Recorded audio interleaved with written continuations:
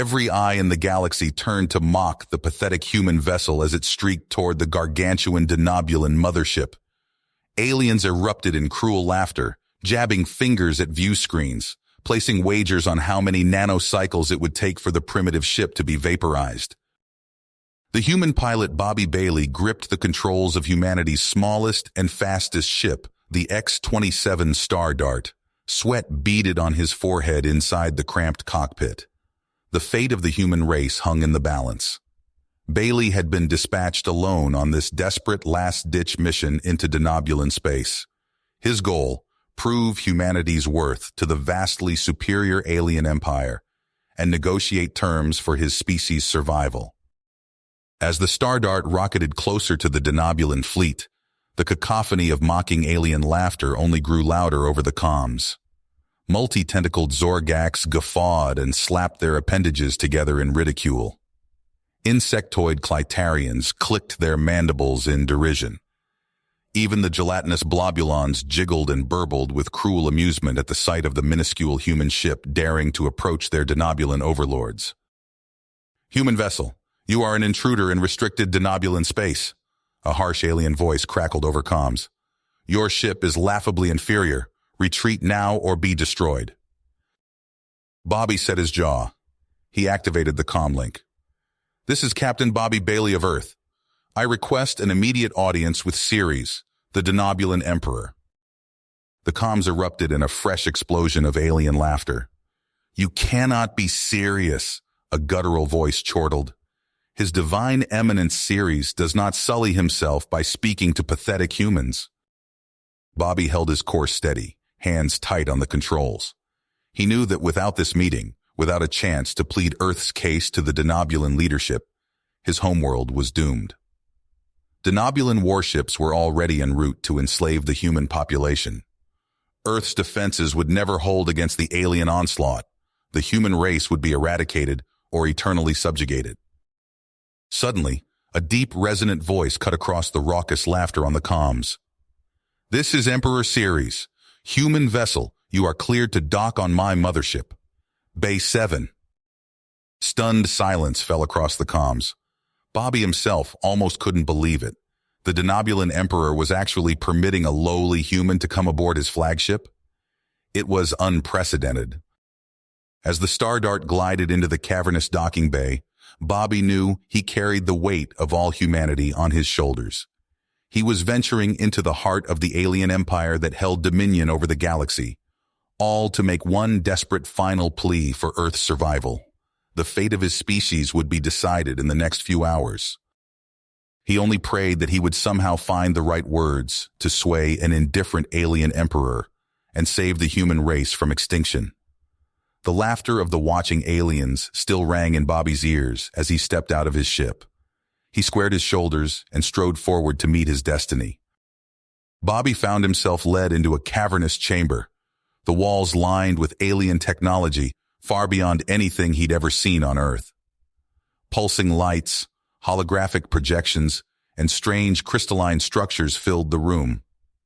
In the center stood an imposing crystalline table, its surface etched with intricate patterns that seemed to shift and change before his eyes. Emperor Ceres was already seated at one end, his four eyes fixed on Bobby with a mix of disdain and grudging curiosity. The human took his place opposite the Emperor, trying to ignore the jeers and taunts from the gathered Denobulan spectators. A robotic voice announced the game. The first challenge, Elixilon, the game of mental acuity. Contestants, prepare yourselves. Bobby had never heard of Elixilon, but he steeled himself as holographic game pieces materialized above the board. They were dizzying in their complexity, multi-dimensional shapes that seemed to defy geometry, pulsing with alien glyphs and symbols. Ceres made the first move, long fingers manipulating the holographic pieces with practiced ease. Bobby studied the board intently, his mind racing to decipher the game's abstract rules and patterns. To the shock of everyone watching, Bobby managed to hold his own. He made intuitive leaps, his moves unorthodox but strangely effective. The human seemed to grasp the underlying concepts of Elixilon, even as the game grew more complex with each passing minute. Hours felt like days as the mental duel stretched on. Siri's initial smugness gave way to intense concentration, his brow furrowed as he struggled to counter the human's unexpectedly brilliant plays. In the end, it was Bobby who emerged victorious, his final move a masterstroke that even Ceres couldn't counter. Stunned silence gripped the room, quickly giving way to disbelieving mutters from the Denobulan spectators. Ceres rose to his feet, eyes flashing with rage and humiliation. "The next challenge begins now!" he roared. "The Kragashi trials, a test of strength and endurance. We'll see how your puny human form fares against the might of a Denobulan emperor." Bobby barely had a moment to catch his breath before he was whisked away to a new arena. The Kragashi trials, he soon learned, were a brutal gauntlet of physical challenges designed to push Denobulan warriors to their limits. He found himself facing towering alien beasts, each more terrifying than the last. Razor-clawed predators lunged at him, their hides impervious to all but the most targeted strikes. Bobby relied on his wits and agility to outmaneuver them, using the arena's hazards to his advantage. Through sheer persistence and clever tactics, Bobby managed to hold his own against challenges that would have broken most humans. He clambered up sheer rock faces, leapt across yawning chasms and navigated fields of toxic alien flora, all while Ceres relentlessly powered through the same obstacles with his superior Denobulan physique. In the final trial, both contestants stood before a caged monstrosity, the Xenovore. The creature was a nightmarish fusion of teeth, claws, and rippling muscles, its eyes glinting with primal hunger as it strained against its bonds. The cage burst open, and the Xenovore charged. Ceres met it head-on, locking into a brutal contest of strength. Bobby, exhausted and battered, knew he couldn't win through brute force. Instead, he used the creature's own momentum against it, dodging and weaving, leading it on a desperate chase through the arena. With a final burst of ingenuity, Bobby tricked the beast into impaling itself on a jagged spire of alien metal. As the Xenovore's death cries echoed through the arena, Bobby stood victorious. The Denobulans looked on in stunned disbelief, unable to process that a mere human had bested their leader in feats of both mental and physical prowess. But Ceres was not ready to concede. His eyes blazed with fury as he turned to Bobby. "You may have won these petty games, human," he spat, "but the final challenges will test you on the scale of worlds. Denobulan specialties steeped in the very fabric of our superior civilization. Prepare yourself, Bobby Bailey, for the trials to come will break you in ways you can't begin to imagine." Bobby barely had time to catch his breath before Ceres led him to a vast chamber filled with alien technology. The air crackled with energy, and the walls pulsed with an eerie blue light. "Your final tests begin now, human," Ceres sneered. "Let's see how you fare against true Denobulan ingenuity." A massive warp core dominated the center of the room, its usual hum replaced by an ominous silence. Ceres gestured to a pile of primitive tools scattered nearby. "Repair it," he commanded, "or your pitiful species will never see the stars again." Ceres dove into the task, his four-fingered hands moving with practiced precision. Bobby hesitated, overwhelmed by the complexity of the alien technology. He picked up what looked like a wrench and approached the core cautiously.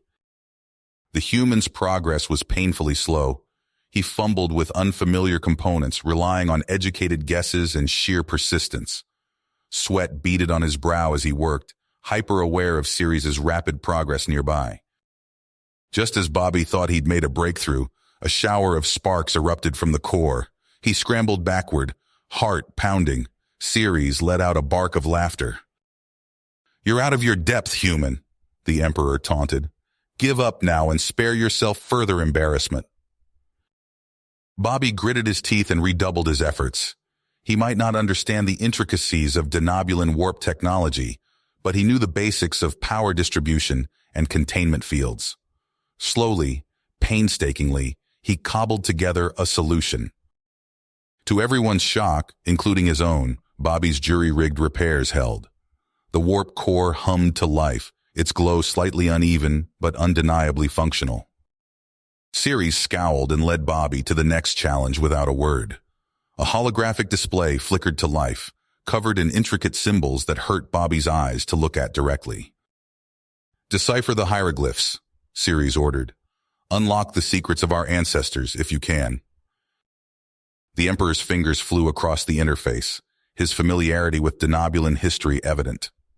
Bobby stared at the alien script, his mind racing. He couldn't hope to match Ceres' knowledge, but maybe... Bobby focused on the shapes, the patterns. He noticed repetitions, variations that reminded him of conjugations in Earth languages. Slowly, tentatively, he began to piece together meaning. As the challenges progressed, Bobby's confidence grew. He tackled each new obstacle with a mix of human intuition and the bits of Denobulan knowledge he'd gleaned along the way. The final test thrust them into a dizzying virtual landscape. Ceres moved with certainty through the shifting terrain, navigating treacherous cliffs and illusory pathways. Bobby stumbled at first, disoriented by the alien vistas. But then he noticed something, a familiar pattern in the stars overhead, reminiscent of Earth's constellations, a rock formation that echoed the silhouette of an ancient human monument.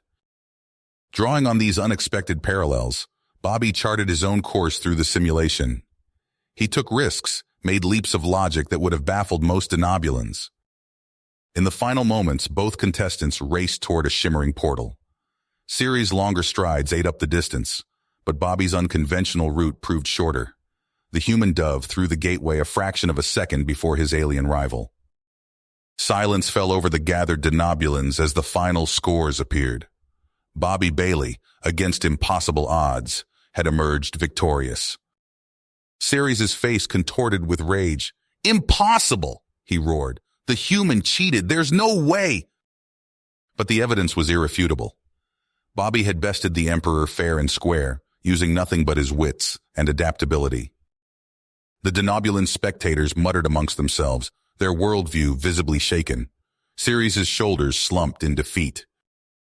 "Very well," the Emperor said grudgingly. "You have earned our respect, human. Earth will be spared, and we will open diplomatic channels with your people."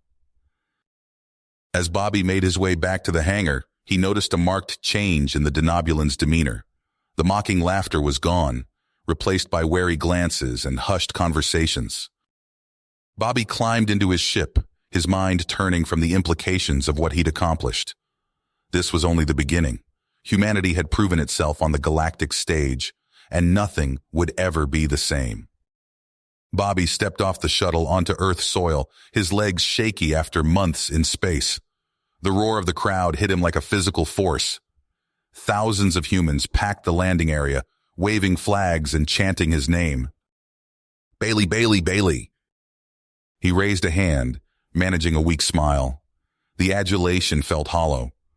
All he could think about was how close Earth had come to destruction.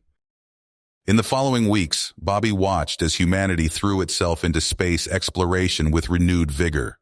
New colonies sprouted on distant worlds. Human-designed ships pushed further into uncharted sectors. But not everyone celebrated this expansion. During a UN Council meeting, Bobby noticed the alien ambassadors growing unease. The Vexillian representative's tendrils writhed anxiously as he addressed the assembly. "We must express our concern over humanity's rapid advancement," the alien's translator crackled. "Such unchecked growth could destabilize carefully maintained galactic hierarchies." Bobby's gut clenched. He recognized the familiar disdain in the ambassador's tone. Meanwhile, light years away, Emperor Ceres paced his throne room. Hollow screens flickered around him, displaying footage of human ships and outposts. "Insufferable primates," Ceres snarled. He smashed a fist into a nearby console. "They think they can strut onto the galactic stage and take what's rightfully ours?" His advisors cowered as Ceres' rage built. "Contact the Krex Imperium and the Zarlak hives," he ordered. "It's time we put these upstart humans in their place." A decade passed. Bobby found himself once again donning a military uniform, this time as a commander. He stood before a ragtag group of colonists on the frontier world of New Titan, their faces a mix of commitment and fear. "I won't lie to you," Bobby said, his voice carrying across the dusty training ground. The xenoprimacy is coming, and they mean to wipe us out. But we won't let that happen. We'll show them that humanity isn't so easily cowed. Laser fire lit up the night sky as Bobby's militia fought to repel yet another primacy attack. Their defenses crumbled under the onslaught of sleek alien ships. Bobby's comm crackled with desperate pleas for reinforcements, for ammunition, for a miracle. In the command bunker, Bobby's fingers hovered over a biometric lock. Behind it lay humanity's darkest secret, a weapon of unimaginable destructive power. He hesitated, remembering the stern warnings about its use. But as another building collapsed in the distance, Bobby made his choice. He pressed his palm to the scanner. "God forgive me," he whispered. The bioweapon deployed, a shimmering cloud that engulfed the primacy fleet. At first, nothing seemed to happen. Then, one by one, the alien ships began to disintegrate. Metal and flesh alike crumbled into dust. Bobby allowed himself a moment of relief. They'd done it. They'd saved the colony. But his victory was short-lived. Alarms blared throughout the command center. On the monitors, Bobby watched in horror as the weaponized virus spread beyond the battlefield.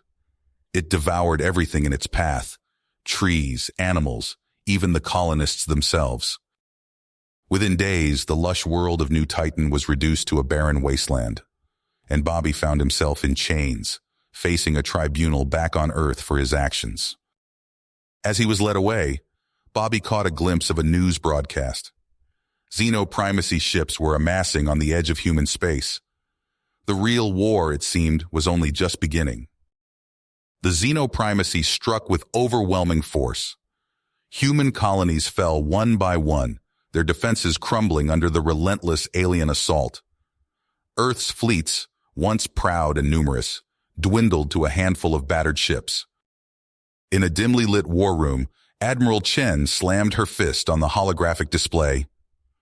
"We've lost New Titan, Epsilon Prime, and the Centauri outposts. At this rate, we'll be driven back to Sol within a week." A junior officer cleared his throat. "Ma'am, there might be one option left." All eyes turned to the nervous young man. He pulled up a personnel file, the face of Bobby Bailey flickering to life above the table. "Bailey?" Chen's eyes narrowed. "The war criminal?" "He's also the only human to ever best the denobulans, ma'am, and he's an ace pilot." Chen's lips tightened into a thin line. "Get him here, now." Hours later, Bobby stood before the Admiralty, his wrists bound in energy cuffs. His once proud posture was now hunched, his eyes haunted by the ghosts of New Titan. "We're offering you a chance at redemption, Bailey," Chen said. "A suicide mission, if we're being honest." Bobby's laugh was bitter. "What makes you think I want redemption?" Chen's fingers danced across her datapad. A grainy video played, showing the devastation wrought by the primacy. Cities reduced to ash, millions dead or enslaved. "Because you're still human," Chen said softly, "and humans don't give up."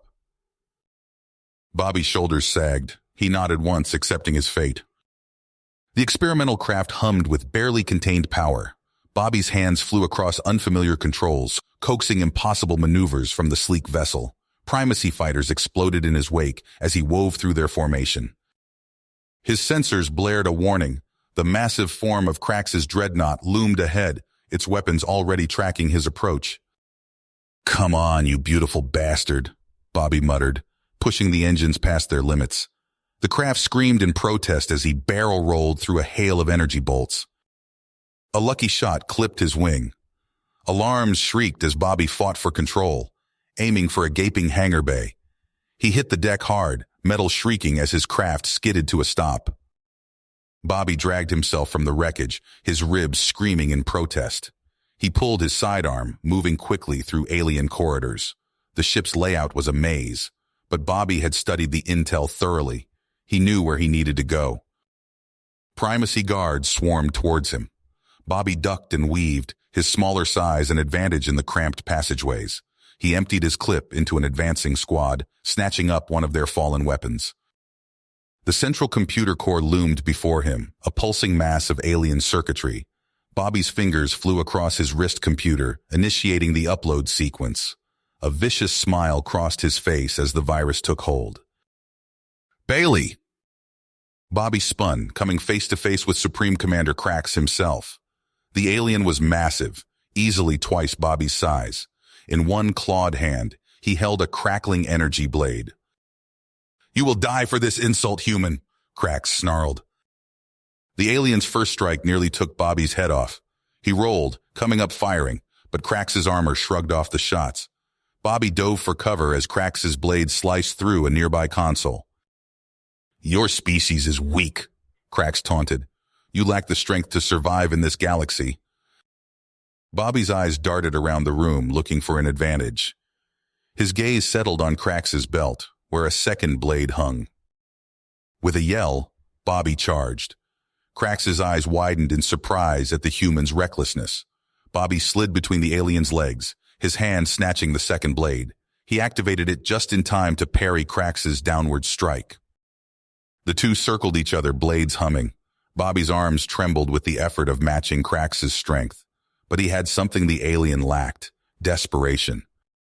Bobby feinted left, then ducked right. Krax's blade whistled over his head. In that moment of overextension, Bobby struck. The energy blade plunged deep into Krax's chest. The alien commander's eyes widened in disbelief. He stumbled back, purple blood oozing from the wound. "Impossible," Krax gasped. Bobby stood over his fallen foe, panting heavily. Nothing's impossible for humanity. Alarms blared throughout the ship. The virus had done its work, crippling the Dreadnought's systems. Bobby raced back to his craft, his fingers flying across the controls. "Initiating singularity drive," he muttered. The experimental engine thrummed to life, tearing a hole in the fabric of space-time. Bobby launched from the hangar bay just as the singularity expanded, consuming Krax's flagship. He watched in awe as the miniature black hole devoured ship after ship of the Primacy Armada. But his victory was short-lived. The singularity continued to grow, threatening to swallow the entire star system. Bobby's hands tightened on the controls. He knew what he had to do. "This is Bobby Bailey to all Earth forces," he broadcast. "The Primacy fleet is destroyed, but the singularity is out of control. I'm going to try to contain it."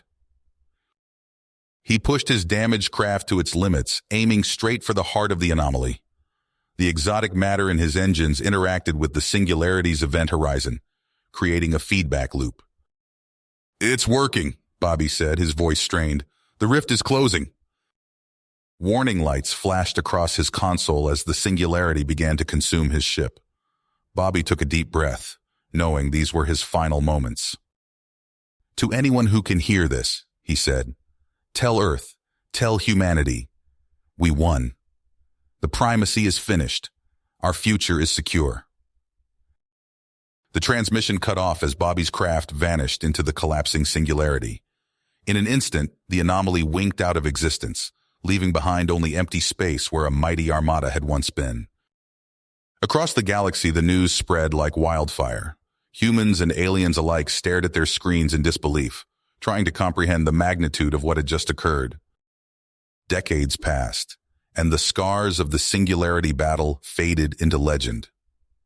On Kepler, a human colony world, a colossal statue of Bobby Bailey cast its shadow over the bustling capital. Thousands gathered beneath it for the annual commemoration, their faces a mix of pride and sorrow. Governor Evelyn Ross, her admiral's uniform replaced by civilian attire, stepped up to the podium. She opened her mouth to speak, but a commotion at the edge of the crowd drew everyone's attention. A hulking figure pushed through the throng. Gasps and shouts erupted as people recognized the distinctive carapace and multiple limbs of a primacy commander. "Thraxis," Ross breathed, her hand instinctively reaching for a sidearm that was no longer there. The alien raised his upper limbs in a gesture of peace. "I come unarmed," he said, his translator crackling with static. "I seek an audience with you, Governor Ross." Angry voices rose from the crowd. "Kill the Xeno scum!" someone shouted. Others took up the cry. Ross held up a hand, silencing the mob. She studied Thraxus, noting the scars that crossed his exoskeleton. "Speak your piece," she said coldly. Thraxus's mandibles clicked nervously. "I bring grave news," he said, "and an offer of alliance." The crowd's hostility was palpable as Thraxus explained the existence of a primacy remnant led by Supreme Commander Xyrax. When he described the planet Reaver, Ross's face paled. "You expect us to trust you?" she demanded. Thraxus's compound eyes gleamed. "No, but I expect you to act on this information. The fate of Earth hangs in the balance." Ross's mind raced. She glanced at the statue of Bailey looming above them. What would he have done? "Very well," she said finally. "We'll hear you out. But if this is a trick—" "It is not," Thraxus assured her. "I swear on the honor of my fallen brethren." In the days that followed, Ross assembled a strike team. Colonel Maverick Stone, a grizzled veteran with Bailey's cocksure grin, eyed Thraxus warily as they boarded the stealth ship. "I don't like this, Admiral," Stone growled. "How do we know he won't betray us?" "We don't," Ross replied. "But we can't ignore this threat. Bailey wouldn't have." The journey to the fringes of known space was tense. Human crew members gave Thraxus a wide berth, hands never far from their weapons. The alien spent most of his time in the ship's data core, poring over intelligence reports. Finally, they located Xyrax's science vessel. Under the cover of advanced stealth fields, they slipped aboard undetected. The corridors of the primacy ship were alive with activity. Stone and his team crouched in the shadows, watching as guards patrolled and scientists hurried past with strange equipment. "This way," Thraxus whispered, leading them through a maze of passageways. Twice they nearly ran into patrols, only Thraxus's quick thinking saving them from discovery. They reached a heavily fortified door. Thraxus's claws danced over the control panel and it slid open with a hiss.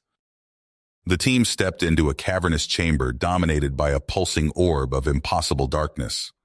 Tendrils of energy crackled around it, feeding into a massive cannon-like structure. "The planet Reaver," Thraxus breathed. A figure emerged from behind the weapon. He was tall and spindly, with bulbous eyes that glowed with maniacal intensity.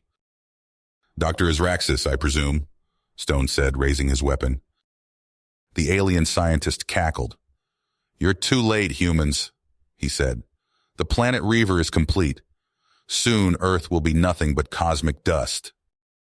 Stone's finger tightened on the trigger, but Thraxus stopped him. "Wait," the former primacy commander said.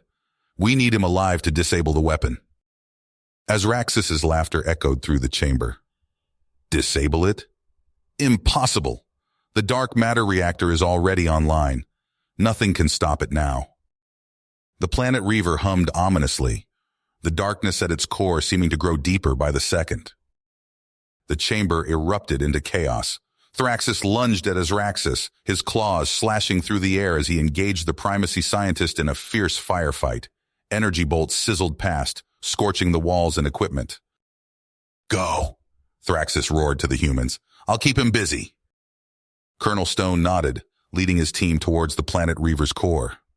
Primacy guards swarmed from hidden alcoves, forcing the humans to take cover behind alien machinery. "Jensen on your 6, Stone shouted, dropping a guard with a well-placed shot. The team fought their way forward, inch by bloody inch. Stone's eyes darted to the pulsing orb of darkness. They needed to reach it, and fast. Stone pulled a small device from his belt. "Everyone, eyes shut and hold on to something." He activated the experimental EMP, and a wave of energy washed over the chamber. The primacy's robotic enforcers stuttered and fell, their circuits fried. "Move, move, move!" Stone ordered, sprinting for the reactor's control matrix. His fingers flew across the alien interface, trying to initiate an overload sequence. Suddenly, a piercing shriek filled the air. Stone's team collapsed, clutching their heads in agony. Azraxis stood at the far end of the chamber, his eyes glowing with psionic energy. "Pathetic humans," he sneered. Stone gritted his teeth, fighting against the mental assault. His cybernetic implants buzzed, creating a barrier against the worst of the attack. "You want to play mind games?" Stone snarled, advancing on Azraxis. "Let's dance, squid face." Azraxis's eyes widened in surprise. He gestured, and the planet Reaver began to hum ominously. A blur of motion caught Stone's attention. Thraxis, bleeding from multiple wounds, hurled himself at Azraxis. The two aliens grappled, crashing into delicate equipment. Sparks flew as components shattered. The dark matter reactor pulsed erratically, tendrils of energy lashing out. "It's going critical!" one of Stone's team shouted, struggling to his feet. Stone's hand hovered over the emergency beacon on his wrist. He looked at his incapacitated team, then at the expanding rift of dark energy. "I'm sorry," he whispered, activating the beacon. A sleek ship decloaked outside the station, racing towards their position. Stone herded his disoriented team towards the extraction point. The chamber shook violently. Stone stumbled, watching as his team was beamed aboard the rescue craft. He tried to follow, but a surge of dark energy knocked him back. The ship's engines flared, carrying Stone's team to safety. He watched it go, a mixture of relief and resignation washing over him. The station disintegrated around him, reality warping as the dark matter implosion consumed everything. Stone closed his eyes, bracing for oblivion. But oblivion didn't come. Energy coursed through him, rewriting his very essence. Pain beyond imagining gave way to something different, new. Stone drifted in the void, his consciousness expanded. He sensed the rescue ship, felt the shock and grief of his team as they registered his life sign vanishing from their sensors. Then, impossibly, a new signal appeared. "What the hell?" Lieutenant Sarah Chen gasped, staring at her console. "I'm picking up Stone, but it can't be." A glowing figure materialized in the ship's airlock. Stone stood before them, but changed. His skin shimmered with otherworldly energy, his eyes pools of swirling darkness. "Maverick," Chen whispered, reaching out tentatively. Stone looked at his hands, marveling at the power coursing through him. "I'm different," he said, his voice resonating strangely. "But I'm still me." Word of Stone's transformation spread like wildfire. On Earth, heated debates raged in the halls of power. "He's too dangerous," Admiral Zhao argued. "We need to contain him, study him." "Are you mad?" Dr. Alara Voss countered. "Stone could be the key to technologies beyond our wildest dreams. We must work with him, not against him." As humanity grappled with Stone's new reality, other forces took notice. In the shadows of distant worlds, ancient powers stirred. "The humans have crossed a line," a hooded figure hissed to its compatriots. "This hybrid, this abomination, cannot be allowed to exist." Unaware of the storm brewing around him, Stone focused on mastering his new abilities. Each day brought new discoveries, new possibilities, and new dangers. Stone's transformation sent shockwaves through human society. The once familiar corridors of the Galactic Exploratory Alliance headquarters buzzed with tension as factions clashed over the hybrid's fate. General Ibanez stormed into the Situation Room, his face red with fury. "Stone is a ticking time bomb," he spat, hitting his fist on the holographic display. "We must contain him before he destroys everything we've built." Dr. Alara Voss stood her ground, unflinching. "You're blinded by fear, General. Stone's hybridity is the key to unlocking unimaginable advances. We're on the cusp of a new era in human evolution." Their argument was cut short by alarms blaring throughout the facility. Stone had vanished during a routine examination, leaving behind scorched walls and bewildered medical staff. Ibanez seized the moment. "This proves my point. Stone is a menace, a threat to humanity itself." He activated his comlink. "This is General Ibanez. I'm authorizing a full-scale manhunt for the hybrid known as Maverick Stone. Use any means necessary to neutralize the target." Light years away, Lieutenant Aaron Rios crouched in the shadows of an alien space station, her heart racing as she intercepted a faint signal. The coded message was unmistakable. Maverick was alive, but in grave danger. Rios knew what she had to do. She sprinted through the station's winding corridors, her footsteps echoing in the emptiness. The experimental GEA ship loomed before her, its sleek lines promising unmatched speed and stealth. "Sorry, boss," she muttered, overriding the security protocols, "but Maverick needs me." The ship's engines hummed to life as Rios punched in coordinates, following the breadcrumbs of Stone's fractured signal. She didn't notice the small team of outcasts who slipped aboard just before the airlock sealed. As Rios's stolen vessel vanished into the depths of space, General Ibanez's war room erupted into chaos. "We've got reports of Stone sightings in 3 different sectors," an analyst shouted. Ibanez's eyes narrowed. "It's not just Stone we're dealing with. Someone's helping him." He turned to his top operative. "Find out who's aiding this traitor. I want names, and I want them now." The chase led Rios and her unlikely crew across uncharted systems, always one step behind Stone's captors. They dodged Ibanez's patrols and evaded shadowy alien forces, each close call leaving them breathless but more determined. Finally, the trail led to Arcadius. The quarantined world loomed before them, its surface scarred by ancient wars. Rios guided their ship through a gap in the planetary defenses, following Stone's signal to a hidden facility deep beneath the planet's crust. The stench of decay and chemicals assaulted them as they breached the underground complex. Rios led the charge, her weapon at the ready. They fought through waves of mutated primacy creatures, their inhuman shrieks echoing through the twisted corridors. In the heart of the facility, they found Stone. He was strapped to a nightmarish apparatus, his body racked with spasms as Mencrax, a towering primacy scientist, loomed over him. "Fascinating," Mencrax hissed, adjusting dials on his cruel machinery. "Your hybrid physiology is truly remarkable. With this data, we will create an army of super soldiers to reclaim our rightful place in the galaxy." Rios didn't hesitate. She opened fire, her team following suit, the air filled with plasma bolts and the screech of dying automata. Mencrax roared in fury, unleashing wave after wave of bioengineered monstrosities. The battle raged on, Rios and her allies slowly pushed back. Just as victory seemed within reach, the facility shuddered.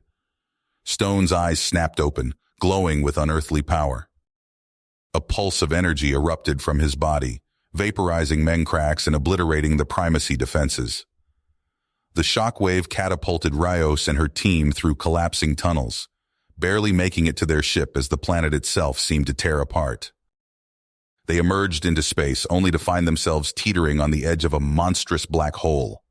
Alarms blared as the ship's systems overloaded, unable to escape the singularity's pull. Stone stood at the center of the bridge, his body crackling with energy. He raised his hands, and reality itself bent to his will. A shimmering tunnel of light burst into existence before them, offering escape from certain doom. As their vessel plunged into the wormhole, Rios stared in awe at the kaleidoscope of colors surrounding them. They had escaped death, but at what cost? And where would this impossible bridge through space-time lead them? The ship emerged into unknown space, the wormhole collapsing behind them. Stone collapsed to the deck, his energy spent. Rios rushed to his side, cradling his head as the implications of what they'd just witnessed sank in. "Mav," she whispered, "what have you done?" Stone's eyes fluttered open, a mix of wonder and terror in his gaze. "I don't know, Aaron," he said hoarsely, "but I think we just changed everything." Aaron Rios snapped awake, her head pounding. The last thing she remembered was plunging into the wormhole Stone had created. She blinked, trying to focus on the swirling patterns of light outside the view screen. "Status report," she croaked, pulling herself up from the deck. Lieutenant Chen's fingers danced across her console. I don't know where we are, sir. These readings don't make sense." Rios leaned over Chen's shoulder, her eyes widening as she took in the sensor data. Gravitational waves rippled through space in impossible patterns. Radiation levels spiked and fell in ways that defied known physics. "Full stop," Rios ordered. "Let's get our bearings before we blunder into something nasty." As the engines powered down, the crew stared out at the alien vista before them. Massive structures loomed in the distance, their surfaces shimmering with otherworldly energy. They seemed to be made of nothing. And yet, they were undeniably there. "My God," Chen whispered. "What are those things?" Rios shook her head, her mind racing. "If I had to guess, remnants of some hyper-advanced civilization. Maybe even—" She hesitated, almost afraid to voice the thought. "The ancient primacy." Before anyone could respond, a flash of light erupted from one of the colossal artifacts. Rios squinted, barely able to make out 3 figures emerging from the glow. "Contacts!" Chen shouted. 3 unknowns approaching fast. Rios's breath caught in her throat as the figures drew near. The lead entity was unmistakably human, and yet not. Energy crackled around his form, his eyes pools of swirling darkness. "Stone?" Rios breathed. But it was the beings flanking him that truly shocked her. They were a nightmarish blend of primacy and human features, their bodies pulsing with the same otherworldly power as Stone's. Stone's voice echoed through the ship's comm system, resonating with newfound authority. "Aaron, we've been waiting for you." Rios's hand instinctively went to her sidearm. "What's going on, Mav? What happened to you?" The hybrid creatures flanking Stone spoke in unison, their voices a dissonant chorus. "We are the progenitors. We have transcended the limitations of our former existence." Stone nodded, his eyes blazing with intensity. "It's all so clear now, Aaron. The wars, the conflicts, they were never meant to destroy us. They were pushing us towards this, towards unity." Rios felt a chill run down her spine. "What are you talking about?" "Evolution," Stone said, spreading his arms wide. "The next step. We can reshape reality itself, Aaron. And you, all of you, can join us." Chen's voice shook as she asked, "Join you? You mean become like you?" Stone nodded. "Embrace your true potential. Help us rewrite the cosmic order. No more conflict, no more division, unity." Rios's mind reeled. The power Stone was offering was beyond imagining. And yet, "At what cost?" she asked. "Our humanity?" Before Stone could answer, alarms blared throughout the ship. A massive vessel materialized behind them, dwarfing their experimental craft. "We've got company," Chen shouted. It's one of ours, but I've never seen anything like it." Rios's blood ran cold as she recognized the insignia on the behemoth's hull. "Ibanez!" she snarled. The general's voice boomed through the comm channels. "This is your only warning. Surrender the hybrid abominations or be destroyed."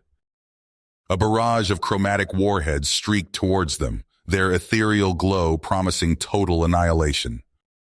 Stone's eyes flashed. He raised his hand, and reality itself seemed to bend. The warheads twisted, their trajectories warping into impossible shapes. They detonated harmlessly in the void, their energy dissipating into nothingness. The progenitors joined Stone, their combined power tearing holes in the fabric of space-time. Ibanez's ships crumpled like paper, crushed by forces beyond human comprehension. Rios watched in horror and awe as the battle raged. Her mind raced, weighing impossible choices. The Power Stone offered was real, but at what cost? And could she trust Ibanez and his xenophobic crusade? In that moment, clarity struck her like a thunderbolt. They weren't ready for this. Humanity wasn't ready. "Chen," she barked, "plot a course out of here now." "But sir," Chen protested, "what about Stone?" Rios's teeth gritted as she stared at the being that had once been her friend and mentor. "We can't stay. If either side wins, I'm not sure humanity as we know it survives." She keyed the ship-wide comm. "All hands, brace for emergency jump. We're getting the hell out of here." As Chen fired up the engines, Rios took one last look at the cosmic battlefield.